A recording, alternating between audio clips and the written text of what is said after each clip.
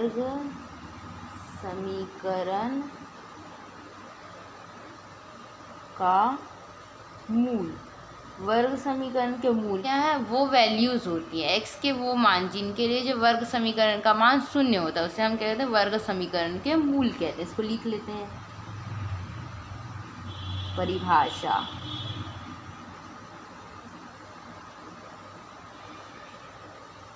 चर राशि के वे मान जिनके लिए वर्ग समीकरण का मान शून्य आता है, उसे हम वर्ग समीकरण के मूल कहते हैं। तो वर्ग समीकरण के मूल क्या होते हैं? वो चर राशि के वो मान जिनके लिए वर्ग समीकरण का मान शून्य हो जाए। जैसे हम लोग अब इसकी संख्या क्या होती है? इनकी संख्या वर्ग समीकरण के लिए इनकी संख्या क्या होती है? 2 होती है। यानी हर एक वर्ग समीकरण के 2 मूल प्राप्त होंगे हमें। यहाँ पे अब हम लोग जो है उदाहरण के कुछ सवाल देखेंगे, जिसमें हमको क्या दे रखा है? कुछ वैल्यूज दे रखी है x की, और ये बताना है कि वो दिए गए समीकरण का मूल है या नहीं। उदाहरण 1, जांचिए कि x बराबर 1 तथा x बराबर ऋण 1 वर्ग समीकरण x² माइनस x प्लस 1 बराबर 0 के मूल है अथवा नहीं। अब हमें क्या करना है? इस उदाहरण में उदाहरण का एक सवाल है जिसमें बोल रहा है कि जो x बराबर 1 2 मान दे रखे हैं x के, x बराबर 1 और x बराबर ऋण 1 वर्ग दिए गए वर्ग समीकरण ये x² माइनस x प्लस 1 बराबर 0 के मूल हैं या नहीं है चेक करें। मूल होने के लिए क्या होना चाहिए? उस वैल्यू को अगर हम लोग डालते हैं वर्ग समीकरण, अभी डेफिनेशन में देखें ना कि अगर इस वर्ग समीकरण ये जो वैल्यूज़ दे रखे हैं उसको डालेंगे, यानी x की जगह ये मान रखेंगे, तो क्या होना चाहिए? हमें समीकरण का मान 0 मिलना चाहिए। अगर मिलता है तब तो वो मूल होंगे, और नहीं मिलता तो मूल नहीं होंगे। तो देखते हैं हल। पहले जो है x बराबर 1 रखने पर दिया गया है वर्ग समीकरण, ये सब लिख लेंगे। इसके बाद x बराबर 1 रखने पर अब वर्ग समीकरण में देखते हैं जहाँ जहाँ x है वहाँ क्या रख देंगे? x बराबर 1 रख देते हैं, यानी x², यानी कि पहले वर्ग समीकरण को उतार लेते हैं, ठीक, बराबर 0 ये है। यहाँ पर अब जहाँ जहाँ x है वहाँ x बराबर 1 रखेंगे, यानी यहाँ पर 1 का वर्ग हो जाएगा ऋण, यहाँ पे क्या हो जाएगा? 1 प्लस 1 बराबर 0। 1 का वर्ग क्या हो जाएगा? 1 ऋण 1 प्लस 1 बराबर 0। 1 ऋण 1 0, धन 1 बराबर 0, यानी 1 बराबर नहीं हो सकता, 1 तो 0 के बराबर नहीं है, यानी कि क्या हो गया? x बराबर 1 समीकरण के मूल नहीं है, यानी लेफ्ट हैंड साइड और राइट हैंड साइड मैच होना चाहिए, 0 0 आना चाहिए, तब तो मूल होंगे, नहीं तो नहीं होंगे। अच्छा, ये तो मूल नहीं है। x बराबर 1 समीकरण का मूल नहीं है। x बराबर ऋण 1 क्या है? वर्ग समीकरण का मूल है या नहीं? तो वर्ग समीकरण में x बराबर ऋण 1 रखने पर, अगर x बराबर ऋण 1 रखते हैं हम लोग वर्ग समीकरण में, तो ये ऋण 1 का वर्ग ऋण ऋण 1, ऋण को अलग रखना है ना, जो भी प्लस माइनस का ब्रैकेट बना के, ताकि जो हम लोग गलती के चांसेस कम रहे, बराबर 0। अब देखते हैं ऋण 1 का अगर वर्ग लेते हैं तो क्या आ जाएगा? धन का 1, ऋण तो पहले से था और ये वाला ऋण ऋण ऋण इंटू हुआ तो धन 1 हो जाएगा, प्लस 1 बराबर 0, यानी कि ये क्या हो रहा है? 3 क्या 0 के बराबर है? नहीं, तो ये भी x बराबर ऋण 1 वर्ग समीकरण का मूल नहीं है। ये दोनों क्या हो गए, हमारे आंसर हो गए। उदाहरण नंबर 2, जांचिए कि x बराबर 2 व x बराबर 3 वर्ग समीकरण x² - 5x + 6 बराबर 0 के मूल हैं अथवा नहीं। यहाँ भी हम देख सकते हैं x की दो वैल्यूज दे रखी है 2 और 3, और दिया गया वर्ग समीकरण है x² - 5x + 6। इसके मूल है यानी कि दोनों साइड 0 आना चाहिए, और मूल नहीं मतलब दोनों साइड 0 नहीं आएगा, तो चेक करना है। इसको जो है पॉज करके भी चेक कर सकते हो, या फिर इसका हल देख लेते हैं। हल पहले दिया गया वर्ग समीकरण है, लिख लेते हैं दिया गया वर्ग समीकरण इस प्रकार है। सवाल को उतार लिए, x², ऐसा दिया गया लिखना है। अगर ये सवाल पेपर में आता है तो दिया गया लिखना है, क्योंकि दिया गया उत्तर बराबर इन सब के पॉइंट्स होते हैं, और सिर्फ हल कर देंगे तो और ये पॉइंट्स नहीं लिखेंगे तो नंबर कटने के चांसेस रहते हैं। इसलिए टू दी पॉइंट हर एक आंसर लिखना है सॉल्व करते समय भी। अब क्या करना है, एक बार x बराबर 2 रखेंगे और एक बार x बराबर 3 रखेंगे और चेक करते हैं दोनों साइड 0 आ रहा है या नहीं है। x बराबर 2 रखने पर यहाँ पर जैसे हम लोग हल कर रहे हैं तो पार्टीशन करके करें, या तो एक के नीचे एक भी कर सकते हो या पार्टीशन करके भी कर सकते हो, दोनों ही चल जाएंगे। x बराबर 2 रखने पे क्या हो रहा है, ये अब इस वर्ग समीकरण जहाँ जहाँ x है वहाँ क्या रख देंगे, 2 रख देंगे, यानी x का वर्ग मतलब 2 का वर्ग ऋण 5 गुणा x यानी 2 प्लस 6 बराबर 0। इसको हल करते हैं, 2 का वर्ग क्या हो जाएगा 4 ऋण 5 दूनी 10 धन 6 बराबर 0। अगर 4 कैसे में, धन में, और ऋण 10 है, यानी धन और ऋण का कोई भी संक्रिय हम लोग धन ऋण करते हैं तो क्या होता है, हमेशा घटता है। एक धन में एक ऋण में और प्लस माइनस हो रहा है तो घटेगा, और बड़ी संख्या का चिन्ह आएगा, यानी कि घटेगा तो 10 में से 4 गया 6, ऋण 6 आएगा प्लस 6, अगले को ऐसे लिख दिए ऋण 6 प्लस धन 6 बराबर 0 बराबर 0, यानी कि x बराबर 2 तो समीकरण का मूल है। दूसरा चेक कर लेते हैं, x बराबर 3 रखने पर, अगर x बराबर 3 रखते हैं तो क्या मिलेगा हमें, जहाँ जहाँ x है वहाँ क्या रख देंगे, x बराबर 3, तो x का वर्ग यानी 3 का वर्ग माइनस 5 गुणा 3 प्लस 6 बराबर 0। 3 का वर्ग यानी 3 तिया 9 ऋण 5 तिया 15 प्लस बराबर 0। अब इसको हल करते हैं, धन में 9 है और ऋण में 15, यानी बड़ी संख्या चिन्ह ऋण में आंसर है वो घटेगा, तो 15 से 9 गया, यानी कि 15 में से 9 गया तो हमको हमारे पास बचा 6 प्लस 6 बराबर 0, यानी कि 0 बराबर 0। अब यहाँ पर हम लोग क्या सीख सकते हैं, दोनों ही वैल्यूज़ में x के मान जो रखने पर 0 आ रहा है वर्ग समीकरण, तथा दोनों मान क्या है, वर्ग समीकरण के मूल हैं। उत्तर अतः x बराबर 2 व x बराबर 3 दिए गए वर्ग समीकरण, कौन सा वर्ग समीकरण दे रखा है, x² ऋण 5x प्लस 6 बराबर 0 के मूल हैं। ये हमारा आंसर हो गया। अब जो है इसी, अब क्या है, तीसरा उदाहरण देख सकते हैं। तीसरा उदाहरण में हमको क्या करना है, समीकरण को हल करना है। अभी तक क्या कर रहे थे हम लोग, मूल की चेकिंग कर रहे थे कि ये जो है दिए गए समीकरण का मूल है या नहीं। तो हम जो है अगला देखते हैं, उदाहरण गुणनखंड करके निम्नलिखित समीकरणों के हल कीजिए।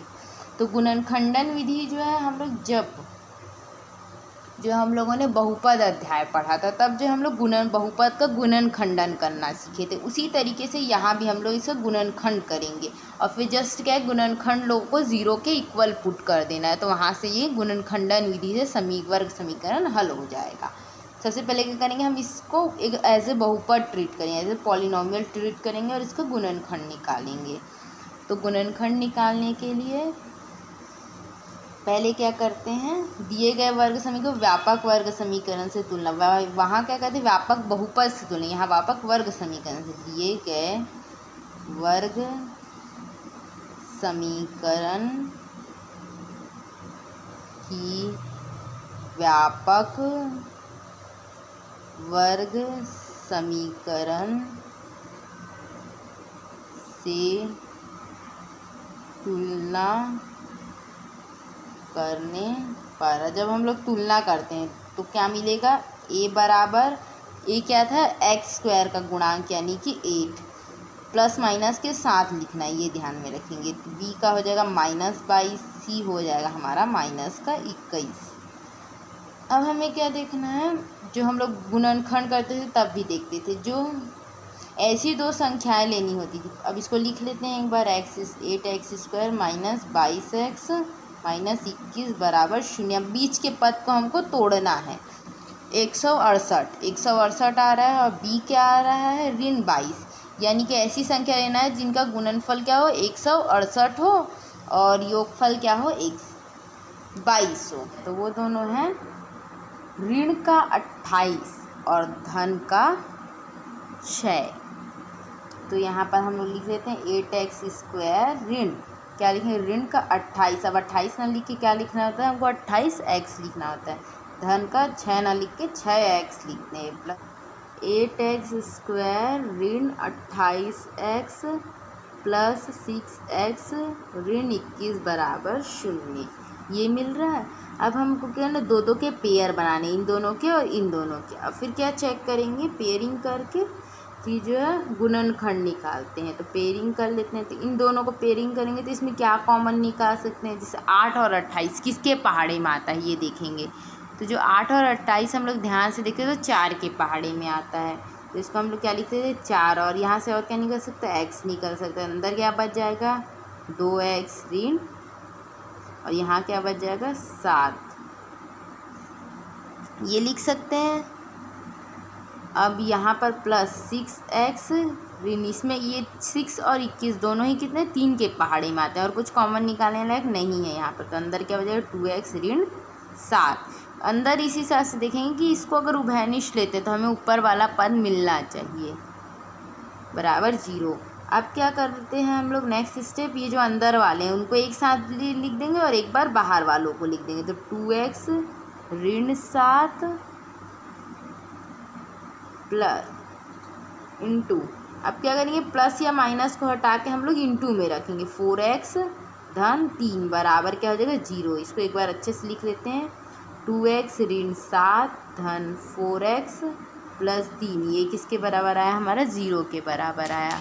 अब इसमें क्या चेक करना है, जो है ये हो गया हमारा गुणनखंड हो गया। अब ये समीकरण के मूल है, क्या निकालने हैं हमको, समीकरण के मूल निकालने हैं। तो मूल निकालने के लिए कुछ नहीं करेंगे, जो हर एक गुणनखंड आया, दो गुणनखंड दोनों को करना है, बारी बारी से 0 के बराबर पुट कर देना है। तो क्या पहले करते, 2x ऋण 7 बराबर 0 रखने पर, 2x ऋण 7 बराबर 0 रख के देखते हैं। तो 2x क्या आ जाएगा, ऋण का 7, इस साइड पक्षांतर होगा तो धन का 7 बन जाएगा। तो x क्या मिल जाएगा हमको, 7/2, ये पहला मूल मिल गया। दूसरा मूल कैसे चेक करेंगे, 4x प्लस 3 को 0 के बराबर पुट कर देते हैं।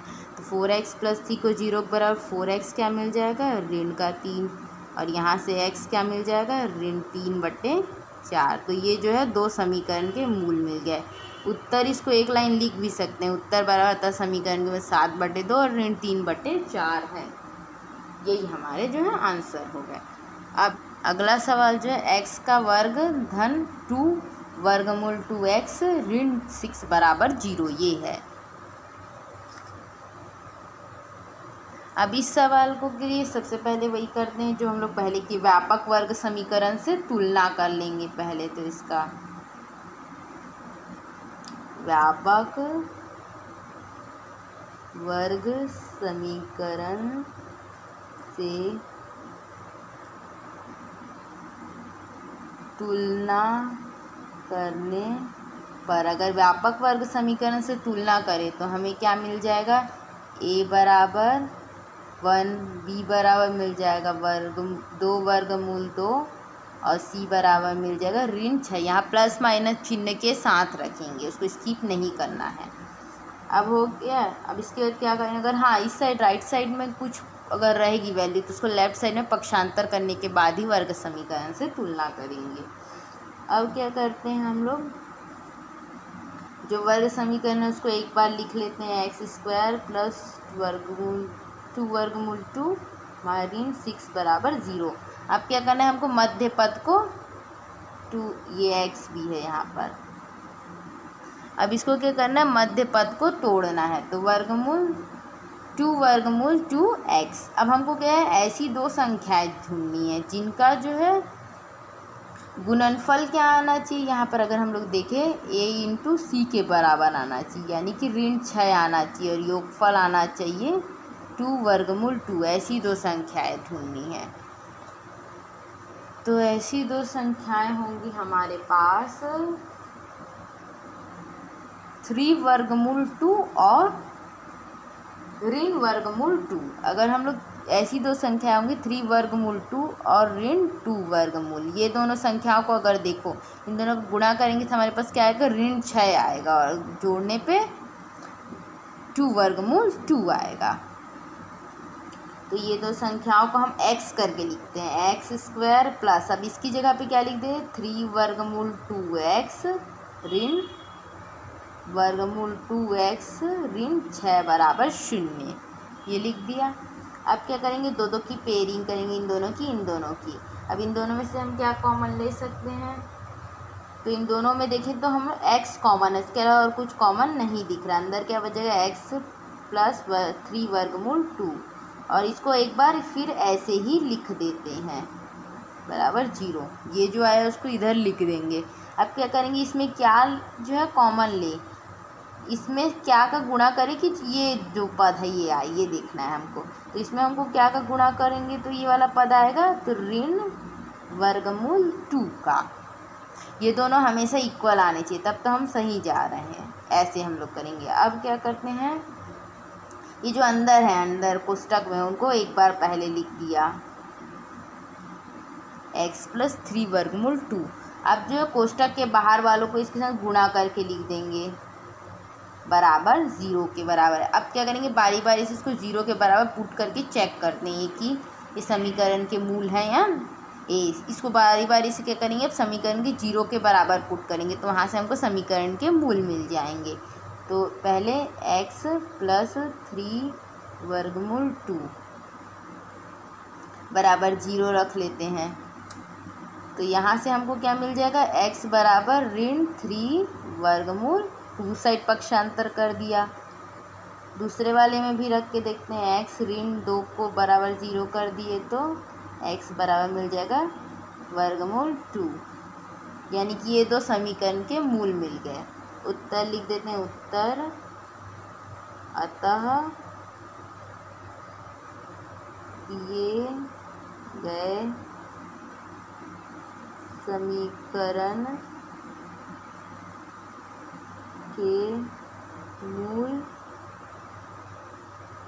x बराबर ऋण 3√2 व x बराबर √2 है। ये हमारा आंसर है। उस क्वेश्चन में जो जगह नहीं बचा इसलिए आंसर नहीं लिखा, वरना ऐसे आंसर पूरा प्रॉपर लिखना है। और ये जो पार्टीशन किया है इसको चाहो तो कर सकते हो, लेकिन अगर आंसर कॉपी लिखने के समय इसको जो है नीचे की तरफ लिखेंगे, ऐसा पार्टीशन नहीं करे तो ज़्यादा अच्छा। कर देते हैं, कोई बात नहीं है।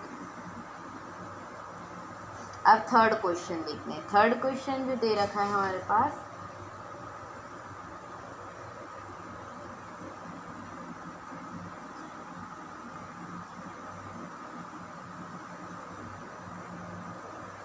थर्ड क्वेश्चन है वर्गमूल 3x² प्लस 10x प्लस 7√3 बराबर 0।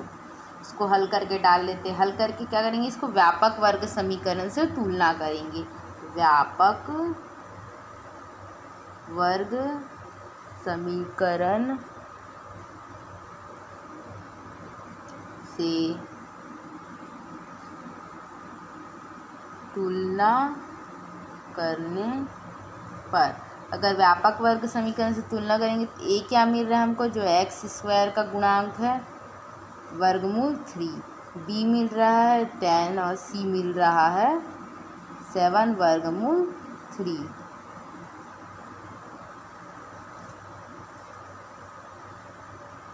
अब हमें क्या करना है, नेक्स्ट स्टेप, इसे उतार लेते हैं। वर्गमूल 3x का वर्ग प्लस 10x प्लस 7 वर्गमूल 3 बराबर 0। अब क्या करेंगे हम लोग, ये बीच वाले पद को इस टाइप से तोड़ेंगे कि जो है a और c का गुणनफल आना चाहिए। जो अब दो संख्याएं ढूंढनी है जो किसके बराबर है, हम लोग देख लेते हैं। यहाँ पर a इंटू सी के बराबर आना चाहिए उन दोनों संख्याओं का गुणनफल, यानी 7 वर्गमूल 3 गुना वर्गमूल 3 क्या आ रहा है हमारे पास 7 या 21 आना चाहिए और योगफल आना चाहिए 10। ऐसी दो संख्या ढूंढनी है जिसका गुणनफल क्या आ रहा हो 21 आ रहा हो और योगफल आ रहा हो 10। तो ये है 7 और 3, 7 या 21 और 7 और 3 10 हो जाएगा। तो यहाँ पर लिख लेते हैं हम पहले और अंतिम पद को, तो ऐसे ही लिख दें। बीच वाले पद को तोड़ना है तो 7x प्लस 3x लिख दिया प्लस 7 वर्गमूल 3 बराबर 0, ये लिख दिया। अब क्या करेंगे, इन दोनों का पेयरिंग और इन दोनों का पेयरिंग। अब यहाँ पर क्या है, एक चीज़ हम लोग कर सकते हैं कि जो 3 3 वालों को एक साथ कर देते हैं और 7 7 वालों को एक साथ कर देते हैं। ज़्यादा कुछ नहीं, बस इससे सिंप्लिसिटी हो जाएगी सवाल हल करने में। तो इसको ऐसे लिख भी सकते हैं आगे पीछे, क्योंकि ये जो है लेफ्ट हैंड साइड में ही है तो इधर उधर किया जा सकता है बिना साइन चेंज करे। 3x बराबर 0, ये भी लिख सकते हैं इसी को, बस जो है 3 को पहले लिख दिया 7 को बाद में, 7 को 3 3 को बाद में, ऐसे भी लिख सकते हैं।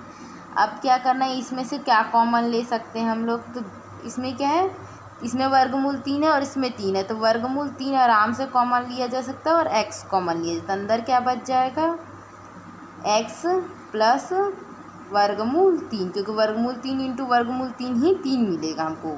वर्गमूल का मतलब कहता है किसी संख्या की घात 1/2। अब प्लस यहाँ से क्या कॉमन ले सकते हैं हम लोग, 7 कॉमन ले सकते। ये इसमें क्या करेंगे हम लोग, अब ये वाला जो कॉमन आउट किया इसको ही यहाँ पर लिख देते हैं, बराबर 0 डाल दिए। अब इसमें किस संख्या का गुणा करें कि हमको ये वाला पद मिले, इतना मिले, तो यहाँ पर अगर 7 का गुणा करते हैं तो हमको ये ऊपर वाला मिल जाएगा, इसलिए यहाँ पर 7 रख दिया। अब क्या करेंगे, जो ब्रैकेट वाले हैं उनको एक बार लिख देते हैं और एक बार जो ब्रैकेट के बाहर वाले हैं उनको गुणा में करके लिख देंगे। हमेशा लिखने के समय प्लस में नहीं गुणा में लिखेंगे, प्लस 7 बराबर 0। अब क्या करेंगे, एक बार इस वाले को 0 के बराबर करेंगे, एक बार इस वाले को 0, तो उससे हमको समीकरण के 2 मूल मिलेंगे। अब करते हैं यहाँ पर, तो x प्लस वर्गमूल 3 बराबर 0, तो यहाँ पर आ जाएगा x बराबर वर्गमूल माइनस का वर्गमूल 3, ये पहला मूल मिल गया।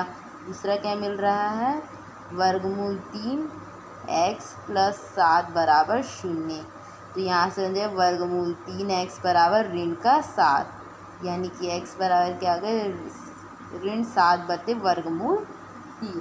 अब जब ऐसा आता है हम क्या करते हैं, हर का परमेयीकरण कर लेते हैं। जब हर में परमेयी संख्या आती है तो इसको हल कर लेते हैं, तो क्या मिल जाएगा, ऋण 7 वर्गमूल 3 बटे 3। तो ये क्या हो गया, हमारे आंसर हो गए। इसको लिख लेते हैं, उत्तर